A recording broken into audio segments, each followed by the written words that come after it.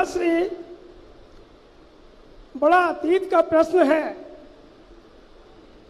और अंतरात्मा की आत्मा से निकला हुआ प्रश्न है महाराज श्री।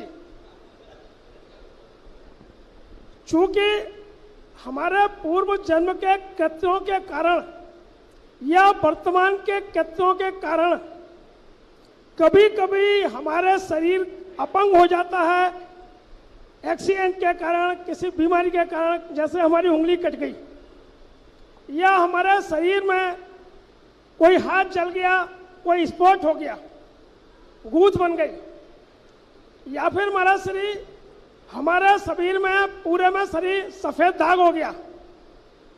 क्या महाराज श्री हम पूजा प्रक्षाल महामस्तकाभिषेक या किसी साधु को आहार दे सकते हैं कि नहीं?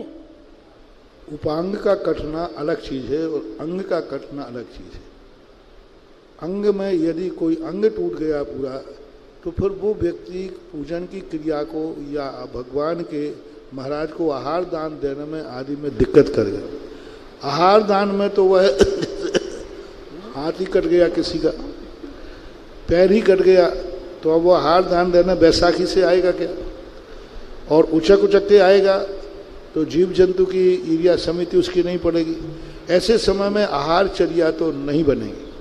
लेकिन उंगली कट गई, 6 उंगली हैं, 1 उंगली कट गई तो कोई बाधा नहीं है। आँख से काना हो गया, कोई बात नहीं है। अंधा हो गया तो नहीं कर पाएगा। अंधा हो गया तो आहार नहीं देगा, काना है तो आहार देगा, उंगली टूट गई तो आहार देगा। यानी वो अपनी क्रियाएं स्वयं बिना सहारे के जब तक करता है तब तक वो आहार दे सकता है। पूजन की बात यहाँ तक रही तो पूजन में भी वह बैठ करके अपनी पूजा पाठ करता है तो कोई बाधा नहीं है। लेकिन सेल्फ कर सकता है तो जैसे कोई विकलांग है, बैसाखी से गया, पोलियो हो पैरों में, मंदिर तक गया और वहाँ जाकर के बैठ करके कोई बाधा नहीं, हाथ अच्छे हैं, बढ़िया है, पैरों से विकलांग है, तो पूजा करेगा आराम से, पूजा करने में कोई बाधा नहीं। अभिषेक करने में देखा जाएगा कि वो बिना सहारे के खड़ा हो सकता है या नहीं। आहार चर्या अलग चीज़ है और पूजा अलग चीज़ है। सफ़ेद दाग का जहाँ तक सवाल है, आगम में, शास्त्रों में स्पष्ट रूप से मूलाचार में नाम लेकर के आहार चर्या का निषेध किया है कि उस व्यक्ति को आहार देने की पात्रता नहीं है।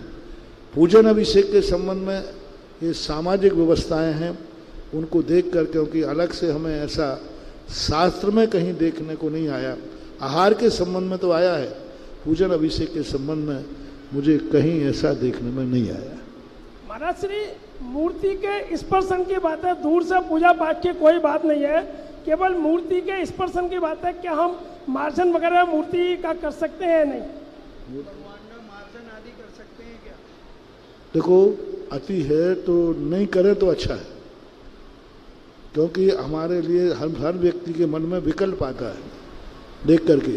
तो यदि इस प्रकार का शरीर में सफ़ेद आदि दाग हैं तो ठीक है, अपने भावना से करो।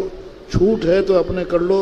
अब तुम बिल्कुल चला करके सारे कार्य करो आगे आगे आकर के, तो थोड़े लोगों के मन में गिलानी भाव आता है, तो नहीं करें तो अच्छा है। चलिएगा।